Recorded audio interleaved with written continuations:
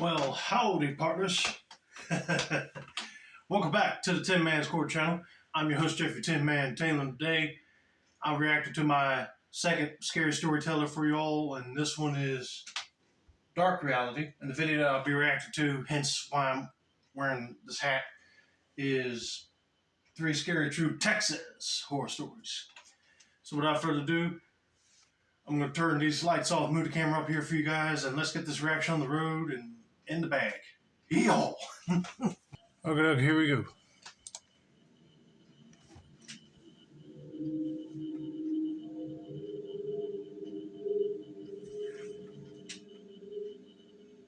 When I was around 11 years old, my family and I had just moved from Tennessee to Texas as my dad was working out a deal for a new job. Okay. My brother and I were homeschooled at this time, which meant we could move in with my aunt and uncle with no problems relating to finding a house in a good school district. My family was pretty close back then, and all of the cousins got along just fine. We loved to do everything together, especially me and my cousin Peyton. My immediate family, meaning me, mom, dad, brother, and sister, had spent the past 7 years without a Jack in the Box. It was terrible. We were all born in Texas, so we loved it, but living in Tennessee, we had to go without it. One particular night, however, all of our parents had gone out to dinner and told us very specifically to not leave the house. We were to lock the doors after they left and play games or something.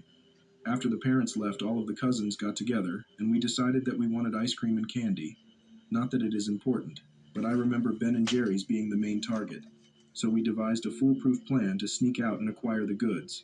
Well, we thought it was foolproof. My older sister, Driver, my cousin Peyton, and I all loaded into my dad's car that was left at the house, and off we were to get the food. We should not have even left. On our way to the store to get the snacks, we decided that Jack in the Box sounded much better than some sugar, so off we went. As we pulled up to the drive-thru, we decided that it was about 3 cars too long, and that we would just go inside and order instead. I mean, I would do the same thing, because if the drive-thru is long, I know it's going to take forever for the people inside to prepare their food and get them going on their merry way, and they'll start to line up quick. But I got a bad feeling why they kept saying they shouldn't have left at all. They might experience someone trying to break into the house, rob them. But let's just see if I'm right about that. I hope I ain't, but let's continue. Wrong choice. When we stepped inside, there was one girl in the restaurant. She was short with a small figure and wearing winter clothes, so she looked completely ready for an outing. The girl asked the cashier for a water cup and proceeded to fill it with either Sprite or some other soda. I remember the guy at the register looking at her extremely confused, but it was late at night and he could not care less, I'm sure. When she finished filling up her cup, she drank it extremely quickly and started to turn around to throw the cup out and leave. I have an awful memory, but I do remember her eyes being wide open as if she had seen something scarring. At this point, we had been standing at the entrance doors for the entire interaction just watching. For whatever reason. We were just very nosy. But as she is walking out, I looked down and noticed that she was gripping a large butcher's knife. Immediately my heart dropped and I heard my cousin go, "Oh my God, no way, no way, no way," or something like that. So the knife-wielding girl leaves the restaurant and we go on to order our food, talking about it to the guy at the register and kind of laughing it off, but also still very curious and confused. As we leave with our food, we see the girl crossing the street to the CVS. Now, it was kind of late, but there were still a good number of cars driving on this road at the time. She did not look either way, just crossed with ease as if invincible. We brushed it off and assumed she was just doing her own thing. But after a while of eating some tacos and talking about how fun it was to be out without permission, we saw maybe a dozen police lights start to enter the CVS parking lot. Like I said before, we were nosy. So we decided to do what any nosy person does. Investigate. We drove over to the CVS and we were stopped in the parking lot by an officer to be asked a couple of questions. My memory gets a bit hazy here, but I remember it was a problem because my cousin and I were both minors at the time. Or something about being minors and involving ourselves with the police was a problem. This is what happens when you get nosy. You start pulling up, cops are going to tell you to stop, and they're going to ask you questions like, why are you coming up here? Or have you seen this woman before? Because then they're going to notify your parents and tell them that you were out. Lord have mercy. I guarantee you that lady went in there with that butcher's knife and started stabbing some people with it, and that's why the cops are called. But that would be crazy to witness while you're snuck out of the house. They asked us a couple of questions, and I just remember my sister and cousin explaining that we had seen a girl wielding a knife in the Jack in the Box across the street. So with that, they let us go. And we hurried back home. A little bit later that night, when everyone, parents included, was winding down for bed, our mothers called the three of us into one of the rooms in the house to talk about something. I don't think any of us realized that they knew what they did. They sat us down and calmly asked us what we did tonight, and I think we lied, but I don't quite remember. Either way, it was useless, because they knew everything, even what we did not know. Our moms told us that someone on Facebook had posted about 3 heroic girls that knew information about the girl in the situation that I am about to explain to you. Heroic? Hardly. All we did was answer a few questions. Nosy? That's more like it. They told us that the girl had entered the CVS and grabbed a woman by the hair and proceeded to hold the knife to her throat for several minutes before the police showed up. Oh, God. Almost like a hostage situation. But yeah, I wouldn't be lying to your parents because if they got Facebook and they look up on it, then they'll know that you were out.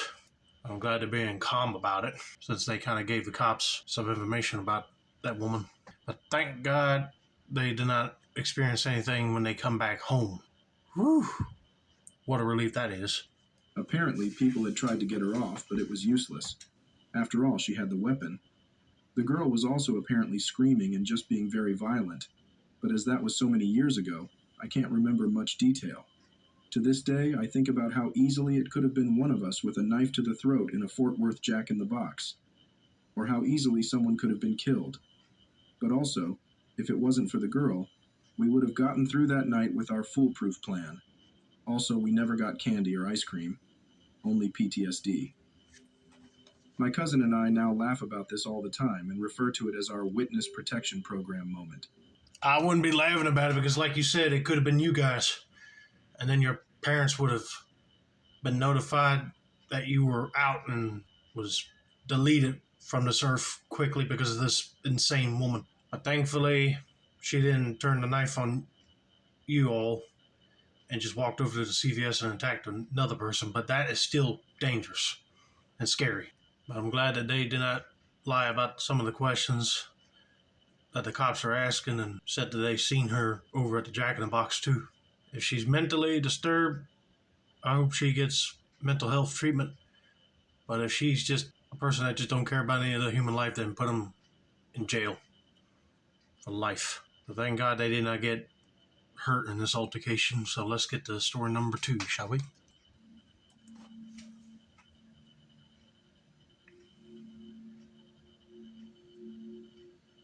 About 2.5 years ago, in March 2013, my dad, brother, and I went on a camping trip to Guadalupe Mountains and Carlsbad Caverns National Parks. We rented a minivan and drove from our house in Mississippi all the way to Carlsbad, New Mexico, where we camped at an RV park near the national park. Oh, that sounds Now, nice. keep in mind that we weren't backpacking. All of the hikes we planned were day hikes. We didn't carry enough food or water in our car to comfortably spend the night anywhere other than our campsite. About 3 days into the trip, we decided to go on a 14-mile day hike. With no packs, 14 miles in one day should be doable. 14 miles? Golly. If I didn't have a lot of water and proper protection from the sun, I would probably be drained out doing that lap of a hike. But I know they had fun doing it. However, this particular hike was much more difficult than we expected, with several huge elevation gains. Needless to say, we got finished with this hike at about dusk. We finished the hike, exhausted, and shuffled into the parking lot. At this point, our van was the only car in the parking lot. We got in the rental van and began the 45-minute drive back to the campsite. The road from the parking lot to the main highway was a lot longer than I remembered, and it took us about 5 minutes of driving to get back to the highway. When we got to the highway, the gate leading onto it was locked. We were greeted by a sign saying that we had stayed in the day use area too long. We must call the sheriff's office using the payphone back at the trailhead so they could come let us out. We drove back to the trailhead, and the payphone was dead. The cell phone reception was terrible, so we decided to slowly drive back to the gate by the highway and check for cell phone service along the way. Oh, that is just great. I didn't even know that there was a time limit that people had to stay there on the trailhead. But of course, if they stay there too long, and the park rangers probably thought that nobody else was coming out, they will have to lock the gates just so nobody else can enter in at night. But dadgummit, the cell service is not good, and also the payphone was dead. I'll be like, great, how are we going to get out of here? But let's just hope the cell service back at the gate is good. If not, they're literally screwed. As we were slowly driving down this paved road, we saw 2 silver sedans slowly tailing us. Although it wasn't quite dark, their lights were on, so we saw them from a good distance away. The weird part is that we were stopping and going and changing speed, but these 2 sedans kept roughly the same distance behind us. We got back to the gate and checked out the area. There was a barbed wire fence stretching through the desert as far as the eye could see, keeping us in. We noticed that these 2 cars had turned around and headed back to the parking lot, so we decided to go back to the parking lot as well and see if their cell phones worked or if they knew another way out. Oh, don't do that. There's a reason why they were following you to begin with. And they might have thought you might have been calling the sheriff's office to begin with. That's why they turned around and left. Because they probably might be kidnappers. Or they might want to rob you guys. The cars crested a hill, and that's the last we ever saw. It was pretty dark by this point, and we didn't see any lights in the distance. There were no service roads, and there were no dust clouds that these cars would have left if they had decided to trailblaze through the desert. When we got back to the trailhead parking lot, there were no cars there. They had simply disappeared. Seeing as we didn't have enough food or water to stay the night in our car, we decided something must be done. We drove back to the gate and got out and looked around. My brother found a place where the barbed wire had been repaired, so we were able to loosen it, pull it apart, drive through, and fix the fence back behind us. We raced back to the campsite, thoroughly freaked out by these mysterious cars. The rest of the trip went great, but every time we passed that fence, we just got creeped out. As we were driving home at the end of the week, we were alone on the deserted highway in the early morning. We saw 2 silver sedans behind us, keeping a constant distance. We stopped at a gas station, and when we got back on the highway, we never saw them again. Very strange. I wonder what these people in these silver sedans want. But since they did not keep on following them, I guarantee you they just probably gave up on whatever they were going to do with them. But I'm glad that one of the kids saw that the fence was repaired and they were able to pull it apart, get the RV through and put it back together and get out of there quick before they run back across them people in the sedans. But that is really creepy. But I'm glad they still had a good time though. When I was 10 years old, I lived in a relatively small town in Texas in a small house with my mom. My mom has always had a very caring heart for those in need. So when my uncle called her one night and told her he ran into a homeless girl at the local park, my mom offered to help her out for a day or so just to get her back on her feet. That sort of thing. When the girl arrived at my house, she said her name was Laura. Laura told us she was 16 at the time. She seemed like a shy girl.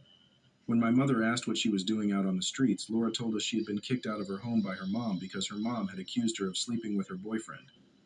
Laura told us that allegation wasn't true. She told us her mother's boyfriend was the one who came on to her. My mom gave Laura a place to sleep in the guest bedroom that night. The next day, after breakfast, Laura asked to use my mom's house phone to call her mom to see if she could get some of her things from her mom's house. Laura's mom never answered the phone, and we felt bad for her. As a 10-year-old girl, I couldn't imagine what she must have been going through. I guarantee you that the mom's boyfriend lied and she believed him and not her own daughter. Oh man, I hate parents like that. They won't let their child explain themselves and then they just kick them out. And then when they try to call to get their stuff, they don't want to answer. That would really piss me off. Later that day, I remember watching TV in the living room and minding my own business. But I could feel someone staring at me, so I turned my head where I felt the gaze. Laura was sending me a glare so cold that if looks could kill, I would have dropped dead. I was confused and a little startled.